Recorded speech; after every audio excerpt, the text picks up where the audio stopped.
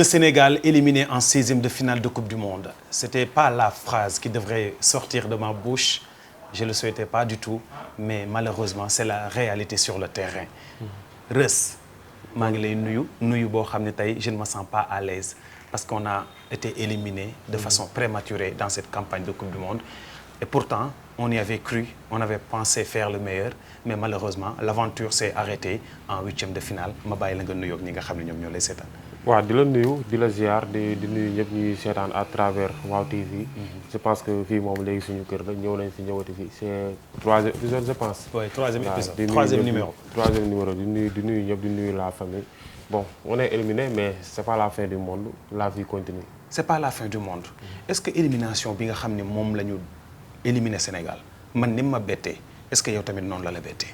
Bien sûr am nañ déception bu rëy sax parce que amoon nañ qualité de joueurs yi on est champion d'Afrique boo xoolee suñuy effectif yi joueurs yi fi nekk ay joueurs de haut niveau di jouer dans les plus grands championnats du monde donc yaakaar bi bëri woon na yaakaar tas na mais bon comme ni ma la wax sànq rek on va rectifier beaucoup de choses et on avance la vie continue inchallah. Est-ce que rectifier beaucoup de choses kese ça suffit pour faire un résultat beaucoup plus satisfaisant que l'aventure passée?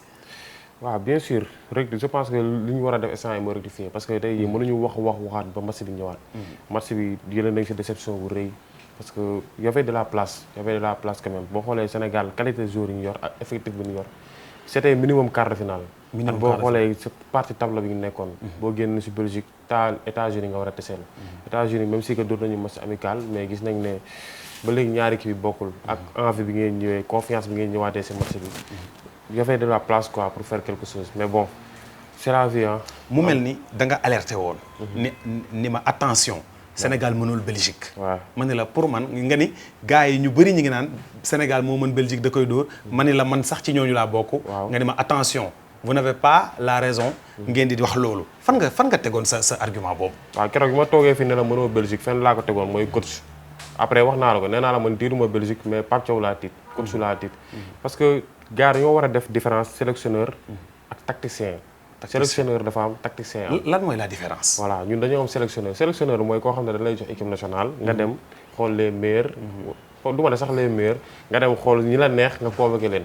dem sélectionner ay joueurs mais après sélection dafa am loo xam ne mooy tacticien te tey jii le Rudi Garcia dafa wan ne Pape Thiaw maa la gën a nekk tacticien si affaire de tactique la ñu gagné. parce que mënuñu la mëne 2-0 nga génne say 2 meilleurs éléments génne De Bruyne génne Doku. puzzle baa ngi nii voilà mooy loolu laa mooy les hommes qu'il faut la place qu'il faut. lan boo ma doon schématiser tey jii. di ma scénariser match Sénégal contre Belgique. waaw terrain baa ngi nii. waaw joueurs yaa ngi nii. teg gi ban la Rudi Garcia def ba anéantir Pape Thiaw. ok léegi yow xam nga yàgg nga seetaan football. gis nga équipe li ma gën a seetlu si football mooy. équipe bu ñu la mënee boo demee ba fin temps les 10 dernières minutes gars la ñuy footballee dootuñu amati espoir dañuy ñëw di tëmbal centre mbëkk lu ñu am jël. dañuy tollu fële sax centré. léegi yow pendant ce temps yow nga nekk coach nga ne tacticien nga mën a 2-0 équipe bi wàññi benn but mu des benn but 2-1 te temps bi di si des bëriwul léegi pourquoi pas yow nga génn wekki benn attaquant dugal benn défenseur alors que pendant ce temps am nga ay joueurs yoo xam ne ils sont très forts de la tête. comme ni Abdoulaye Seck. Je suis désolé. Il est trop fort de la tête. Kalidou Koulibaly aussi il est fort. donc foofu noonu benn changement amoon na fa mënoon nga génne benn attaquant renforcer sa défense si ñoo xam ne ils sont très forts là-bas pour comme ça gars yi bu ñuy centré ñu mën a xeex ak ñoom. léegi Reus moo nekk à la place de Pape Thiaw. 86e minute. wala 85e minute le Sénégal prend l'avantage. par 2-0. Ouais. La réaction du coach devrait être quoi ci moment boobu. fa mu njëkk a juumee mooy changement yi Lamine Camara Pape Matar Sarr. je pense que foofu c'est fi ñu duggee moo baaxul du ma ne waruñu dugg sax mais fi ñu duggee moo baaxul mais même si que sax def na erreur foofu d'accord njëkk na def erreur foofu dugal na leen ba pare mënatuñu si dara. yàgg nga ma wax ne nag Lamine Camara. ak Gana Gueye waruñu bokk ils sont pas compatibles. parce que ñoo bokk profil. mais effectivement ñu ngi seetaan Lamine Camara. Lamine Camara poste bi mu gën a nekk à l'aise c'est le poste de sentinelle. il joue là-bas Monaco loolu la fay jouer. aussi gars ñoo war a comprendre que. jouer en club et jouer en équipe nationale c'est deux choses différentes bokkul. Lamine Camara léegi nag maa ngi siy waxtaan ak gars yi bon Malaw il a dem na Monaco xam na que foofu Monaco du équipe bu am pression. tu joues aisément sans pression sans problème Lamine Camara boo gisee à Monaco day jouer sans problème il est à l'aise aussi si postam bi mu gën a nekk à l'aise lay jouer sentinelle léegi en équipe nationale dafa am benn joueur boo xam ne mooy jouer postam mooy Idrissa Gana Gueye donc ñoom ñaar c'est des joueurs à vocation défensive ñoom ñaar ñoo bokk même rôle bu ñuy jouer Lamine Camara fi Gana Gueye di taxaw fa la gën a nekk à l'aise léegi nag Pape Thiaw mënuma comprendre essayé na ko 2 matchs titulaire mais à chaque fois da koy bëgg teg position numéro 10 wala position plus avancée mais Lamine Camara il répond pas il répond pas présent léegi yow pendant ce temps t'as des joueurs yoo xam ne am nañ vocation offensive am nañ vocation défensive léegi yow tu insistes quoi da si insistes Lamine Camara donc match boobu noonu Pape Gueye mu ngi woon si match am Pape Gueye il était à l'aise très à l'aise Ayub Diarra aussi mu ngi woon si match am Ayub Diarra gis na ne c'est un joueur boo xam ne box to box lay jouer day dem day ñëw donc ñoom ñaar changement yooyu da say jum fi ma teg ne Lamine Camara warul woon dugg mooy confiance joueur confiance la football ak loo si mënti dégg joueur bu la gën a ëpp confiance moo lay gën a baax ay performance Pape Matar Sarr malheureusement loolu moo ko dal amul confiance ci compétition bi parce que parfois mu jouer parfois ay 10 minutes lay jouer 15 minutes mais est-ce que loolu aussi excuse la parce que gis nañ ñoo xam ne tey Sénégal tuuti la leen may ci temps par exemple je prends l'exemple de Bara Sapoko Ndiaye kooku bon de base waru woon a bokk ci ñiy dem mais dañ ko may chance mu racheté wu c'est ça qui lui a coûté en fait sa convocation ci coupe du monde bi est-ce que ñooñu ci niveau bi ñu toll war nañu mën a évoquer la notion de manque de confiance parce que loolu aussi ça induit des problèmes aussi de mental ci li nga xam ne mooy les grands joueurs te loolu warul am léegi mental boobu noonu fa laay taxaw gis nga seetlu nga ñoom ñaar lañu def Pape Matar Sarr ak Lamine Camara dañ ñu éliminer Pape Matar Sarr dem bloqué ay compte am Lamine Camara dem compte TikTok am photo yi mu amoon ak mooy Sénégal yëpp mu dindi ko ça veut dire que critique yi mu ngi ñu ngi leen di dal critique yi metti na leen bon peut-être mën naa am ay affaire de familial et tout ça yooyu yëpp mën si am mais ça veut dire que loolu da leen di touché benn Bara Sapoko Ndiaye bi nga joxe exemple la moo tax moom mu ñëw rek nekk si parce que il est jeune comme ni nga ko waxee joker la woon de base waru woon bokk si liste bi dafa ñëw match amical indi envie indi détermination donc bu ñu ko dugalee match de coupe du monde match de 16e de finale de coupe du monde match Sénégal Belgique et c'est suivi partout dans le monde donc moom booy la bu duggee dafa war a def yëfu booy dafa war a indi envie détermination engagement te loolu lañ gis ci moom. Le Sénégal 4 matchs de coupe du monde. 3 défaites 1 victoire. Pour un champion d'Afrique. mais sa analyse après coupe du monde bi. flop c'est coupe du monde bi amuñu lan ñu siy téye xam nga parfois sax da ngay boo jógee si coupe du monde da ngay jël bilan nga ne lii baax na lii baaxul. nga xool positif ak négatif si positif yi nga xool loo si rectifié mais coupe du monde bi nii moo amoon lan lu may téye ñaar ay joueurs ay individualité laay téye ne ñii def nañ coupe du monde yu baax. mais tout le reste c'est beaucoup de choses yoo xam ne dañ ko war a améliorer dañu war a defaraat équipe bi. bon parce que je peux pas comprendre équipe champion d'Afrique. yow ñu ne tu es le champion d'Afrique meilleure équipe africaine. léegi yow nga dem coupe du monde pendant ce temps ay équipe yoo xam ne qualifié wu ñu woon sax coupe du monde ñoom ñoo lay gën a baax ay performance yu ñuy def comme si que ñu suñu joueurs yi joué wuñu ak engagement joué wuñu ak détermination parce que c'est l'amour du maillot. équipe nationale avant tout c'est le patriotisme quoi bu ñu si bàyyee say morom pendant des milliers de professionnels ñu tànn si 26 ne la yow yaay représenter le Sénégal boo duggee si terrain bi tu dois mouiller le maillot comme Krépin Diatta ni mu koy defee. Krépin Diatta dama ne Cap Vert xam nga. de la rigueur et de la détermination. 11 Krépin Diatta lañu am seen équipe. effectivement Cap Vert coach bi Krépin Diatta la. défenseurs yi Krépin militaires yi Krépin attaquants yi Krépin ñooñu dañuy jouer ak envie ak jom ak engagement. xam ne affaire de cœur la gis nga football facteur de développement la. sa équipe buy football ñëppay taxaw activités yëppay arrêté. lépp loo jàppoon dañ koy bàyyi. mu mel ni Sénégal bi ñu ko gagné. environnement dëkk bi sax dafa changé. waaw doo ñuy def ci benn élimination bu ñu def équipe nationale. yow feebaroo. mais bi may ñëw fii romb ma benn oto. waaw mais noonu la dëkk bi dafa parce que ni moom manière bi ñu éliminé la. man bañum élimination. démb Cap Vert dañu leen éliminé ñëpp tàccu leen. effectivement mais parce que ils ont joxe nañ la ñu am. dama ne suñu joueurs yi joxe ñu ne mais boo xoolee manière bi ñuy éliminé loolu humiliation la c'est honteux. humiliation. waaw mu laisser des traces. ça va laisser problème beaucoup yi de traces. ñëw fépp foo ko gisee ba si yow. déjà dugg nga si problème yi. waaw déjà yow sa cas. parce que dañuy dégg mañaa lii mañaa laa yaa campagnal fédération bi lii. dem ngeen am ndam coupe d'Afrique bi. ngeen ñëw coupe du monde bi marché wul. tollé boobu. communication boobu def. en tant que influenceur. avec say relation ak fédération bi nga déggee coow li après yow sax élimination bi sax yow dalaa laalaale. waaw noo ko jàngate. bon man nag amul problème quoi man maa bëgg nekk ci réseau yi. damay wax ci ay nit damay critiquer ay nit du ma bañ ko ma critiquer. tu vois Sénégal nag dëkk bu metti la parfois bu defet amee gars yi dañuy jéem a xool fu ñu ko sëf ku sëf problème bi dañuy xool gauche droite mbiloo mbaaloo dañuy xool ku gën a nooy rek ñu ne la kaay man awma problème moom man damaa campagne ak Abdoulaye Fall et je l'assume pleinement j'assume mes responsabilités ñëpp nii jot nga transfert bu wóor c'est mon droit le plus absolu gis nga Baye Dame ñaari xar bu ñu doon xeex sax am nga droit nga ne kii laa faral kii laa àndal man maa xool parmi tous les candidats ma ne Abdoulaye Fall mooy sama candidat moom laa àndal moom laa campagnal léegi nag les bases du choix lan la woon les bases du choix ok de Abdoulaye Fall parmi tant d'autres parmi les candidats voilà léegi nga tànn ko xam nga choix dafa bëri ay façon nit mën nga ko choisir parce que daf la neex nit mën nga ko choisir comme li gars yi di wax tamit mën na nekk nit mën nga ko choisir parce que daf la fay te ku ñu fi fay sax am nga si droit parce que ñun mënuñu nekk ay créateur de contenu man waxuma influenceur mënuma influencer kenn créateur de contenu la man ñi ma xam sax bëriwul tu vois mënuma nekk si réseau yi nekk créateur de contenu di def di matin du soir di def ay vidéo si football man fépp fu ma dem football moo fa yóbbu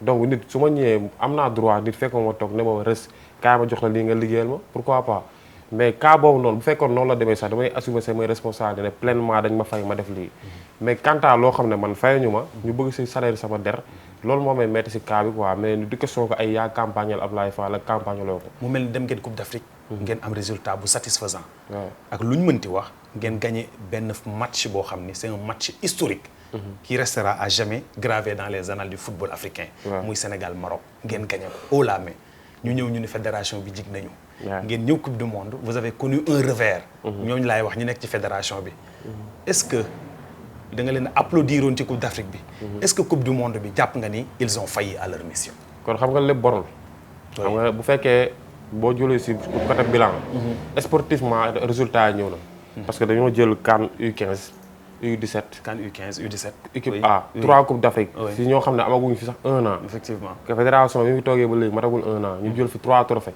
qualifié l'équipe nationale coupe du monde donc si temps record def nañ fi loo xam ne boobu la fi gars yi defoon si temps record si quelques mois am dinañ ay résultats sportivement léegi nag quant à ay yeneen ay détails yu sew ay kii les hommes qu'il faut à la place qu'il faut ay kii mérité na place beeg mérité wul place man je suis pas le président de la fédération fédération awma fa poste awma fa taw tu vois xaw ma lu ñuy liggéey xaw ma seen i réunion xaw ma fan la xaw ma lu xew léegi nag c'est vrai lépp loo gis am na ay choses yoo xam ne war nañ ko améliorer am na foo gis am nañu compétent am na ñoo xam ne amuñu compétence léegi nag ñi compétent noonu lañ fa war a bàyyi ñi nga xam ne compétence amuñu compétence pour nekk si poste boobu noonu ñu jéem a xool nu ñu leen fa jëlee teg fa ñeneen ñu jéem a xool nu ñu leen fa jëlee teg fa ñeneen tey bu fekkoon Sénégal dafay demaat beneen compétition la première chose à changer ci équipe nationale du Sénégal pour yow lan la coach malheureusement je commence par Pape Thiaw commencer par Pape Thiaw parce que réveil bi ñu am nii flop bi nii les responsabilités sont partagées man dama koy jëlee si président de la République Diomaye parce que mënuñu dem à quelques jours de la coupe du monde ñu war a dem coupe du monde nga changer ministère changer ministre des sports indiwaat beneen ministre te ministère bële sax bi muy dem mu ngi alerté mu ngi wax ne que gars yi am na ñoo xam ne dundaluñu football mais dañuy dundee football t'as vu les vidéos n'est-ce pas oui gis naa ko waaw moom koy wax donc ça veut dire que bu indiwaatee beneen ministre tamit kooku dafa war a ñëw recommencer waat defaraat yu bëri donc man je voyais que mënoon na bàyyi ministre boobu noonu mu dem ba coupe du monde ba pare mu soog a changé ba ñëw si fédération bi tu vois y a des têtes yoo xam ne ñoo ngi fa ñun voilà du ma cité turu kenn di def ay mënoo ma jox tur non parce que xam nga rek fii moom koo fi tudd turam boo xëyee mu ne la da nga ma diffamé ak nii naa la de parce que ñun am nañ ay mbokk lu ma bëggul ko ma ko def du ma ko defaate y a des têtes yoo xam ne tamit di gars yi wax dëgg la parce que ils sont là-bas pour leur intérêt tu vois amuñu benn compétence boo xam ne man ñu ngi si man boo gisuma ñii ban compétence lañ am pour war a mën a diriger football sénégalais pour yow waruñu bokk ci équipe bi waruñu fa bokk waruñu fa nekk tu vois parce que dañuy dégg ay rumeurs yoo xam ne parfois man damay dégg ay wax yoo xam ne soo ko waxoon dëkk bi toj bon te à chaque fois bu gars yi waxee nag da ngay gis ñu def communiqué weddi ba mu set effectivement man je suis avec man ñoom laa àndal j'assume pleinement mes responsabilités mais am na lu baaxul loo xam ne am na lu baaxul loo xam ne dañ ko war a changer man xam nga ban nit laa nekk du ma ànd ak yow tey ne la yaa baax suba ma ne la yaa bon man tey jii su ma taxoon fi di yàq fédération bi sax yéen a ma war a njëkk ñëw taxaw ne ma nit yow rës doo nit ku baax parce que démb maa leen doon waxal yéen a baax tey waruma ñëw fii ne leen baaxoo leen même si que sax bu ma gisee loo xam ne dañ ko war a rectifier dañ ko war a changer tamit man am naa indépendance am naa liberté wax lu ma bëgg a wax mu mel ni élimination bi am ñu koy mettitlu 30 minutes wala quelques heures après ñu am beneen fait boo xam ne moo ñu gën a metti muy la déclaration officielle de Pape Gueye mu ni dafay mettre en pause sa carrière professionnelle ci équipe nationale du Sénégal déclaration boobu bi nga ko gisee. après la défaite. ban impression nga seet. si sens yi dama ne d'accord naa si moom à 100%. parce que la ma tax nga d'accord si moom. parce que instant boobu noonu ñëpp mer nañ. Sénégal ñëpp a mer. xol yëpp a tàng. ngay dégg si fédération bi yenn yoo xam ne ay joueurs yi amuñu lekk bu baax amuñu encadrement bu baax ñu ne la dirigeants yi ñu ngi indi seen ay mbokk ak ngay dégg lu ne que joueurs yi nekkuñ si condition yu baax. ma dégg sax ñu ne Pape Gueye da doon xeex sax ak yenn dirigeants yi pas xeex dóorante ay coups mais altercation ay xuloo ay jàppal bàyyil si ay membres de la fédération ñoo xam ne ñoom ñoo war a diriger donc moom joueur bi bu ñëwee taxaw ne osé ne damay pose sama carrière en équipe nationale tant que changé wu leen dara am na si plein droit loolu c'est son droit le plus absolu quoi mais tamit si beneen côté d'accord ma si parce que Pape Gueye joueur la comme joueur yëpp avant moom équipe nationale dafa existé woon après moom équipe nationale day exister man du ma jël benn joueur teg ko ci kaw équipe nationale le Sénégal avant tout Pape Gueye mooy li ma la wax léegi nii on a gagné la CAN avec lui j'ai ñaari CAN yëpp mu ngi fi mais l'histoire du football sénégalais commencé na avant Pape Gueye moom dafa ñëw fekk fii équipe tu vois joueur clé la nag parce que yaa ngi koy wax sànq c'est le seul joueur bu dugal ci finale Coupe d'Afrique ci histoire du Sénégal donc dugg na ci histoire c'est un joueur clé c'est un joueur très important ci équipe nationale quand il va bien le Sénégal va bien quand il va bien le Sénégal va bien donc ñuy wax Pape Gueye ne ko affaire yi daal li ko métti lépp mën nañ ko régler waaye le Sénégal tey jii ak Pape Gueye ils sont liés par l'histoire du football tey damay ñëw ci équipe nationale am na ñoo xam ni est-ce que am na ay joueurs yoo xam ne gagné nañu sa estime gagné nañu sa respect ci biir coupe du monde bi si oui ñaata lañu ak est-ce que mën nga ma leen tuddal. waaw bëri na ay joueurs yoo xam ne ci coupe du monde bi satisfaire nañ ma. waaw damay commencer ci Krépin Diatta. Krépin Diatta man fu ma toog exemple am laa joxe. le meilleur lion Krépin. dama naan équipe yëpp bu ñu amoon 11 Krépin Diatta kenn du la gagné.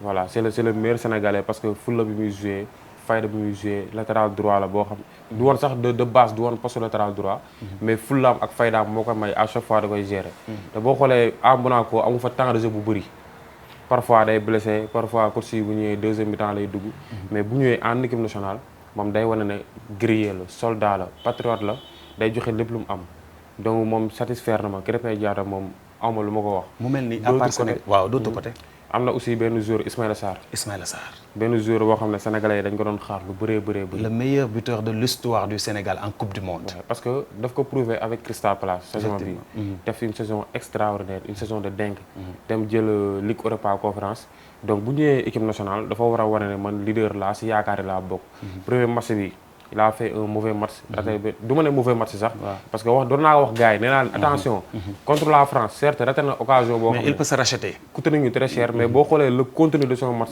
tu vois un joueur avec de l'engagement tu vois un joueur boo xam ne bëgg na defal dara Sénégal bala ngay jàll ci keneen est-ce qu'il a des chances d'être ballon d'or africain cette année Ismaïla Sarr bon devant Hakimi bien sûr ay chance am moo ngi wàññeeku parce que élimination bi moo tax parce que de l'autre côté Hakimi, il est champion de France, moo gagné Ligue des Champions. Effectivement. Aussi il est en quart de finale de la Ligue des Champions. Donc foofu ay chance am maanaam quart de finale Ligue des Champions quart de finale de la Coupe du Monde. donc ay chance am mu ngi wàññeeku bu baax. qu'on se dise la vérité man mi su ma sañoon Ismaïla Sarr mooy gagné Ballon d'Or. mais si on parle objectivement. Hakimi est devant lui actuellement. donc élimination bi nii coûté na ko très cher. malheureusement pour lui il a fait un très bon tournoi. dugal 4 buts Coupe du Monde loo xam ne jour sénégalais mosu ko def.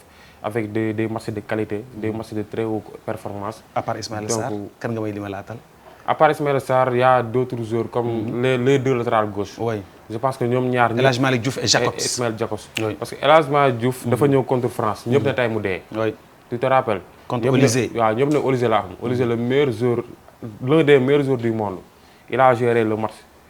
ñu ñëwaat contre Norvège. ñu tegal ko mais foofu puzzle bii. la Deschamps def de. dafa jëlee Olysée fii. waaw. rey ñaari pion. waaw. teg ko fii. indi ko 10 ñu dóor ñu 3. waaw loolu moo tax ma ne la performance El Hadj Malick Diouf foofu laa. un seul pion déplacé. parce que dañoo ñëw mu tegal ñu 4-2-3-1. teg Dembélé numéro 10. Olysée si côté bi ak Doué. premier mi-temps Krépin fatt El Hadj Malick fatt. ñaari côté yi mënu fa jaar. mu xam deuxième mi-temps mu xam ne kon Sénégal digg bi mooy fa la mën a jaar. mu jël Olysée indi si digg bi jël Dembélé teg si côté bi. mu mel ni football bi. jeu de dame la. jeu de dame la mais jeu de dame bi bu ko sélectionneur bi comprendrewul benn pion mën na yàq sa jeu. loolu moo lay wan ne Pape Thiaw dañu ko war a daax. brut Pape Thiaw dans un pays où on respecte le football bu ñëwee fii dafa war a passer Rebeuss 2 mois. non parce que xam nga la mooy problème bi. oui man mën naa d'accord erreur. oui benn erreur d'accord ma baal la. mais Pape Thiaw dafa juum contre France. juum contre Norvège. contre Irak saa yi Irak lañ fi doon football quoi. Irak oui. Irak bu ñu la joxoon ko équipe bi nga gagné du sunu nawle. c'est pas une grande nation. léegi nga ñëw contre Belgique. faute professionnelle la def faute boo xam ne loolu nit mënu ko baal. les erreurs de Pape Thiaw qui nous ont coûté l'élimination c'est quoi. les changements. kan changement ak dëgër bopp. est-ce que xam nga ne 4e match bi ñu toog nii sénégalais ñoo classé équipe bi. xam nga loolu. effectivement Paris xam nga ne sénégalais ñoo kaas ba mu joué ak. clameur publique la. waaw xam nga bu léegi demande sociale demande sénégalais nationale bu gars yi waxul woon. bu gars yi nekkul woon si réseau yi di kaas. genre njool gii. di def ay 30 vidéos si benn match. bu dul woon loolu. Paris du ma sa joué ak. oui tu vois parce que Pape Thiaw Koulibaly la ñu bëggoon a forcer te Koulibaly il n'est pas prêt. mais loolu lu koy waral maanaam mel ni maa tey lu koy waral loolu. waaw loolu laa lay wax ni moo tax ma ne la dans un pays où on respecte le football bu ñëwee fii dafa war a laal rëbës 2 mois minimum. parce que dafa doon comme si que sabotage la woon quoi. comme si sabotage comme si que à un moment donné da nga naan kii est-ce que nekkul def lu ko neex. est-ce que kon contrat bi mu doon laaj 50 millions yi mu bëggoon joxuñu ko. moo tax muy def lu ko neex. parce que yow Koulibaly ñoo xam nañ ne wérul. Mamadou Sarr amul temps de jeu clubam. mais yow on suit le football ñun football si la ñuy wax 365 jours sur 365. effectivement Paris dañ ko seetaan avec Rayo Vallecano il fait de très grands matchs là-bas ak central léegi yow nit ñi ne la tegal Paris axe nga ne non li ma neex laay def nga teg Koulibaly tegaat Koulibaly ba nga reeñu ba nga xam ne amatoo choix. nga ne xaaral ma def li Sénégalais yi bëgg. les conséquences de la défaite du Sénégal. de l'élimination du Sénégal conséquences yi ñett conséquences laa bëgg nga li mën ma. première conséquence gis nga défaite bii nii boo moytuwul bu ñu defarul bu ñu rectifié benn yenn affaires yi. boo moytuwul fight lañ jëm. boo moytuwul li dal beaucoup de nations moo ngi nar a dal. mooy am génération dorée. am génération ba pare mënoo ko jariñoo. mënoo gagné ba moytuwul duñ gaaw a defaat ay performances. effectivement parce que mentalement il va falloir qu'on se relève mentalement li ñu def nii dafa metti de. dafa metti trop remontada bi ñu jël nii. dafa metti trop sax. xam nga ñun xam naa ne am na lu ñuy metti mais joueurs yi tamit am na lu leen metti trop. donc il va falloir ñu xoolaat yan joueurs lañu d'abord ci sélection bu ñuy sélectionné ñu xool yan joueurs ñoo mérité porter le maillot de l'équipe nationale du Sénégal. dama lay jox ay joueurs wala ma jox la ay tours. nga noté leen sur 10. je commence par Pape Thiaw. la note de Pape Thiaw sur 10. ci compétition bi. oui. 0 am na wala. da nga laaj.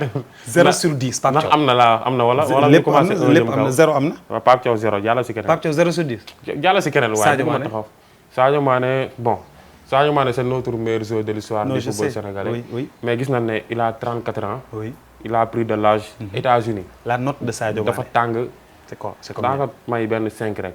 parce que gis naa ne bëggoon na amoon na envie. mais sur les pieds à 34 ans. il a été contraint par le poids de l'âge. waaye mënatu Kalidou Koulibaly. Koulibaly il a été égoïste moom tamit. égoïste parce que xam nga la moo tax.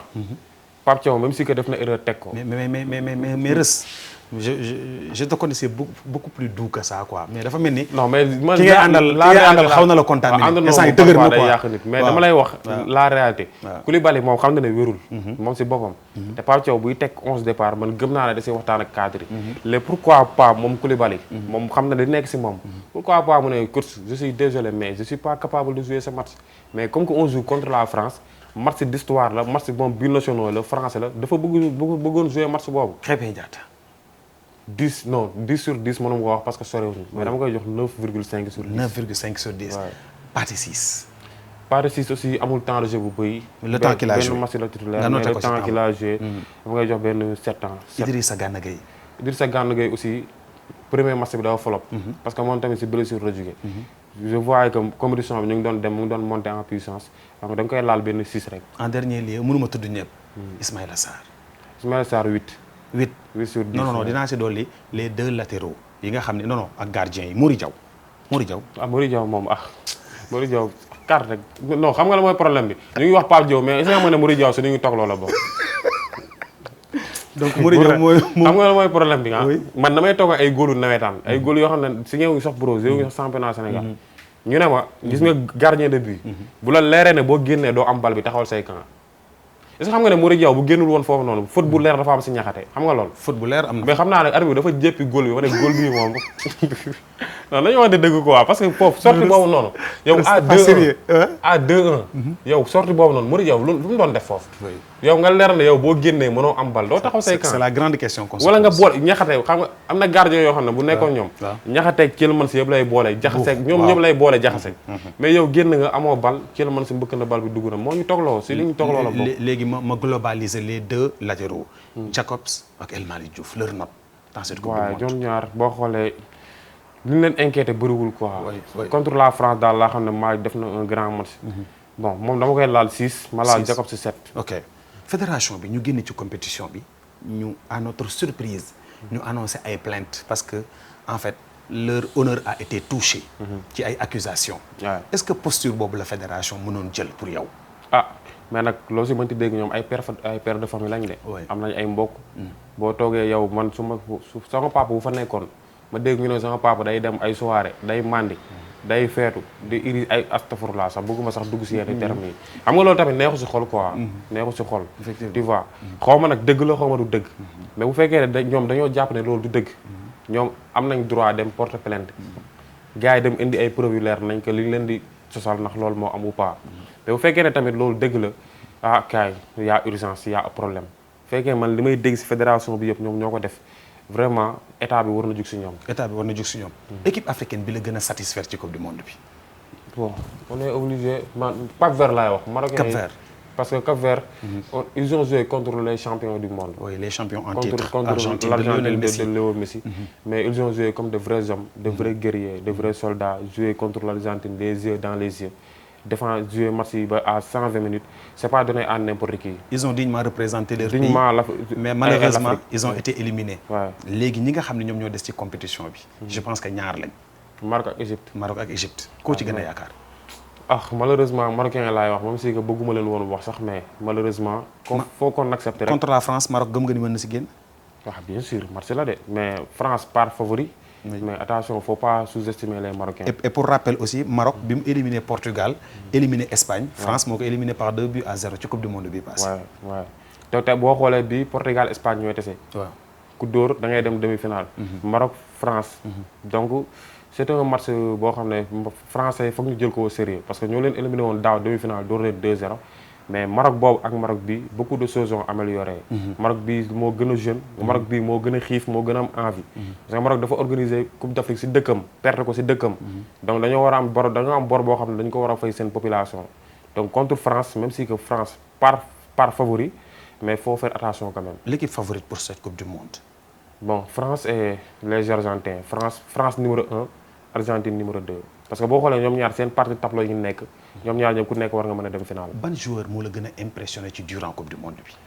Lionel Messi. Lionel Messi à 38 ans. à 38 ans. 38 ans États-Unis ni mu tàngee. 4 matchs 7 buts. meilleur buteur de l'histoire de la coupe du monde. oui c'est extraordinaire. vraiment le seul joueur d'ailleurs qui a marqué. 8 matchs consécutifs de coupe du monde. c'est extraordinaire. une première de l'histoire c'est une dinguerie li mu nekk di def bon. man du ma ko considérer sax nit quoi booy wax si nit nga woo ma bàyyi ñu nañ jàll si keneen. mais tey jii Sénégal. di war a demaat Coupe d'Afrique. bu Coupe du monde bi jàllee comme on est éliminé. projection yi ci équipe nationale du Sénégal lan la. ba ñu jéem a defaraat équipe bi rek parce que xam naa ne Sadio Mané moom waxoon na boppam ne woon na pare na si bi moo nekkoon dernière compétition si je me trompe pas et les cadres tamit foog ñu jéem a xool nan lañ leen di gérer ndax Koulibaly moom bu fekkee xam nga la mooy problème bi ñoom bu ñu bàyyiwul mënoo leen dàq mënoo ñëw rek génne leen équipe bi comme ni Sadio Mané jëlee ay responsabilités ne moom pare war na si. faut que yenn cadres yi tamit. am ngor ba mën def noonu.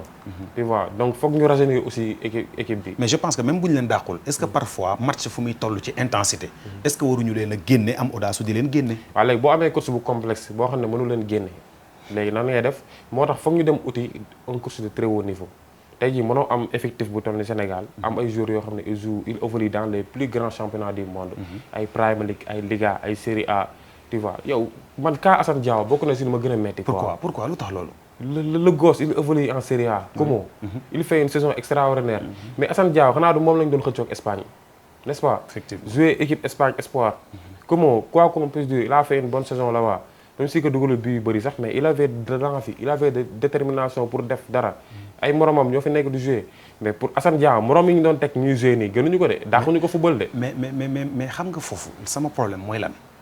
mooy Pape Thiaw on avait parfois du mal à renégocier ses contrats ou bien à honorer ses salaires pour fay ko.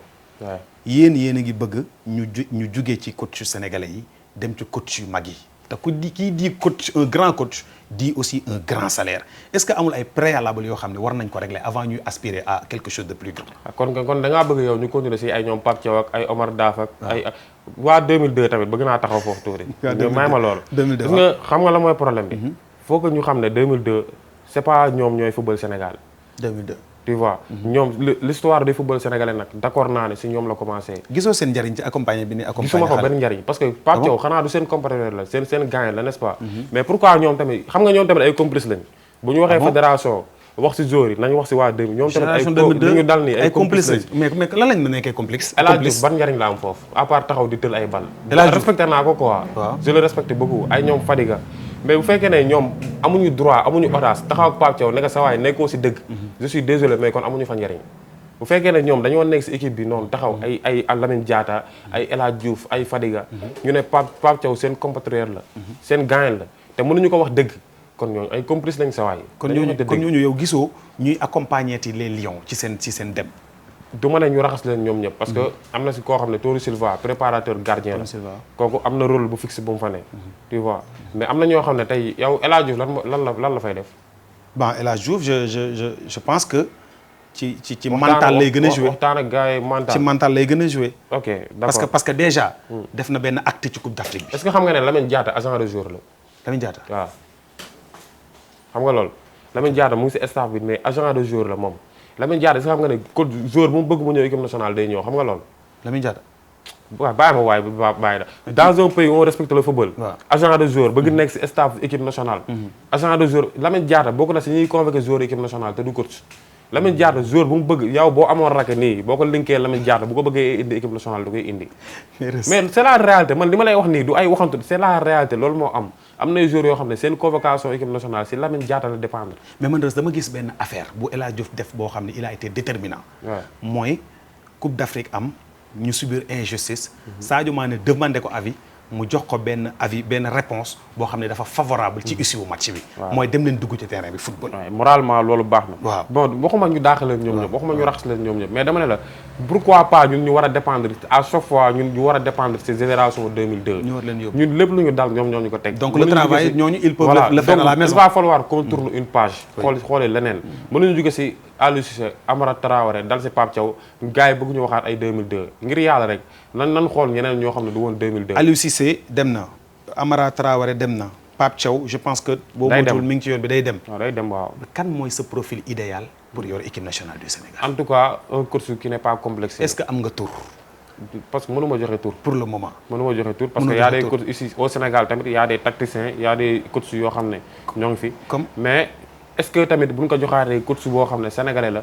parce que ñun li ñu ni gën a sonal mooy complexe. est-ce que tamit coach boobu tamit du ñëwaat complexe yenn cadres yi complexe yenn joueurs yi. est-ce que joueurs yi tamit duñu xaw a am fu ñu jaar ak yow. parce que man tamit maa ngi dégg yenn rumeurs yi am na yoo xam ne dama koy dégg mais du ma ko wax dama koy garder pour moi. tu vois maa ngi dégg yenn rumeurs yi am na ay joueurs yoo xam ne mooy loolu xam nga fi ma bëgg a waaw. léegi est-ce que tamit duñu amaat beneen coach boo xam ne day ñëwaat jaaraat ak ñun foofu léegi nag est-ce que dem jëli coach boo xam ne étranger la. waaw coach boo xam ne amul complexe benn joueur. coach boo xam ne coach na ay grands joueurs. coach boo xam ne def na ay preuve am ci football mondial. est-ce que kooku gënul ci Sénégal. kooku gënul ci Sénégal. waaye un coach koo xam ne dina teg les hommes qu'il faut la place qu'il faut def une très bonne sélection dem jëli les joueurs les plus performants. gis nga xam nga sélection lan la. premier critère en sélection c'est les performances. les performances gis nga joueur balaa ñu lay convoquer équipe nationale. da nga war a def ay performances yu leer nañ sa club. effectivement te je suis désolé mais suñuy équipe nationale bi am na ay joueurs yoo xam ne defuñu performance seen club. am na ay joueurs yoo xam ne ñoo ngi seen club di def ay performances semaine après semaine te kon convoqué wu leen kon xam nga ne loolu du yoon du dëgg du yoon. dafa am ñun convoqué ñoo xam ne d'accord ci. am ñun convoqué wul ñoo xam si ni bëgg nga koo wax. su ma la joxoon la parole en 30 secondes. est-ce que loolu di nga ci ñemee duut baaraam ni kii waru woon dem kii moo waroon ñëw. mais fii koo fi tudd turam sa ay mbokkam génn wax. est-ce que xam nga ne match bii nii am na benn sœur Sadio Mané bu ne damay plainte xam nga loolu. am na benn sœur Sadio Mané. boo xam ni bu message ma di menacé ma ne dama lay plainte. ni yow daf lay plainte. ma ne damay plainte man. pour critique yi nga def rek. parce que après match bi.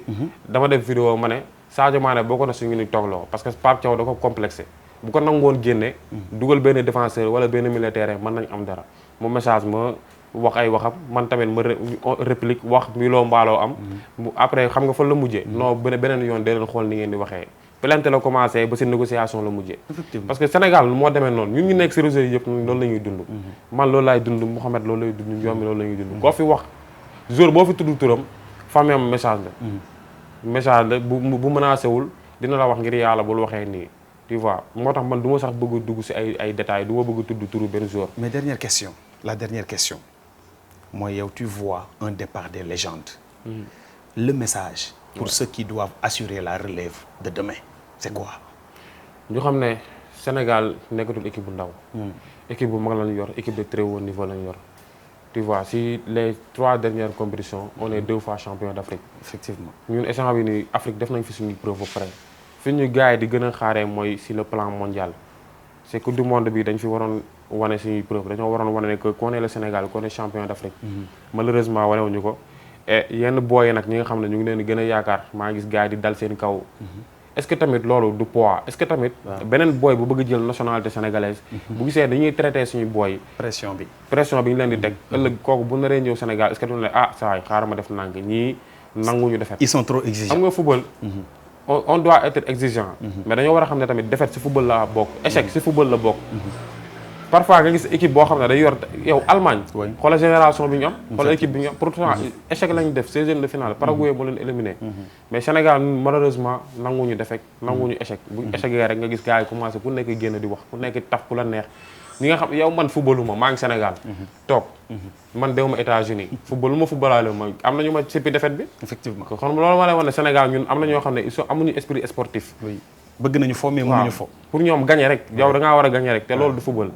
donc il va falloir tamit critiquer c'est bien man su may critiquer joueur football laa yem du ma tugg sa bii bu rëbee ay maa ngi gis sax ñuy jënd ay joueur naan kii day jënd ay montre ak ay montre cher ak ay kii day takk jabar ak loolu lu si seen yoon effectivement joueur boo koy critiquer si football bi si biir terrain bi si performance bi mu def man fa laa yem donc di lancer un message tamit si réseaux sociaux yi tu vois parce que li ñuy teg yenn joueurs yi man d'accord ma si mën naa d'accord nga ne joueur bi dugg na si terrain bi deful match mais boo koy critiquer yamal si critique boobu noonu yamal si aspect sportif mais bu dugg si famille am ay sa jabar gi nga takk ak ay da ngay naan ak ay da ngay dem ay soirée rek loolu c'est pas sportif effectivement s'il vous plaît na gars yi yem si aspect sportif s'il vous plaît na gars yi yem ci aspect sportif bi donc par ça nous terminons notre 3e numéro avec Magnan Reus di la bàyyi nga tàggatoo ak ñi nga xam se ni ñoom ñoo la doon seetaan waaw bon tey moom yaram bi xaw na tàng quoi di jégalu bu baax quoi bu fekkee wax nañu benn terme boo xam ne c'est déplacé di wax ne gars yi tey ñu ko ñu ngi jégalu bu baax a baax parce que fii moom communication moom dafa doy waar mën nga wax sax parfois wax benn moom bu déplacé te doo ko tey kuy wax mooy jum bu fekkee wax nañ leen loo xam ne c'est déplacé di si jégalu bu baax di lay remercier bu baax yow di remercier waa Africa di remercier aussi le DG si confiance bi mu am si ñun voilà di ñu indi fii ñuy waxtaan si am football di remercier la famille bi tamit di nuyu waa koñ macha allah waaw waa koñ waa mbaaw macha allah parce que tey jii gis naa ni ngi may support bu baax effectivement fu ma dugg ñu may dooleel ñu may voilà di lay remercier bu baax di sant ñëpp di gërëm ñëpp di wax gars yi ba beneen yoon incha allah di wax ñi nga xam ne ñoom ñoo ñuy seetaan ñëpp ñu continuer di abonné ci Waaw Africa mais Magnan dafa am émission bi ay xale yu tuuti yoo xam ne bu duggee si YouTube bi ñoom tablette yu ndaw yi ñu yor dañu dem abonné man dama si am ay jarbaat yoo xam se ne à peine elles ont ay 10 ans 11 ans mën naa leen limler parce que c'est juste pour leur faire plaisir dama jëm ñett ñi nag Fatima lañ tudd kenn ki Fatima Mbuub la tudd ñetti Fatima kenn ki Fatima Mbuub la tudd sama jarbaat la sama doomu mag la sama jarbaat sama xarit la ñoom seen tablette yu ndaw lañ yor émission bu duggee rek dañuy parce que activer nañ cloche de notification bi beneen bi Fatima Diagne la doomu Njóoba sama xarit beneen bi Fatimata Ka la princesse sama kooku sama doom la keneen ki aussi Aïcha la tudd ñoom elles ont de très jolis prénoms elles nous suivent depuis la France doomu aw bala ay Fatima ak ay Aïcha donc yor seen tablette yu ndaw heure bu duggee ñu ni tonton Baye Dame dugg na xam nga donc ñoom ñu ngi leen di may émission bi di leen wax ni on est toujours là très ravis de vous servir Waaw Africa nañu continuer du abonner on va vous donner le meilleur de nous-mêmes di leen toppal l'actualité sportive en général pour que en fait vous viviez les moments les plus émotionnels du football en particulier ou bien du sport en général merci beaucoup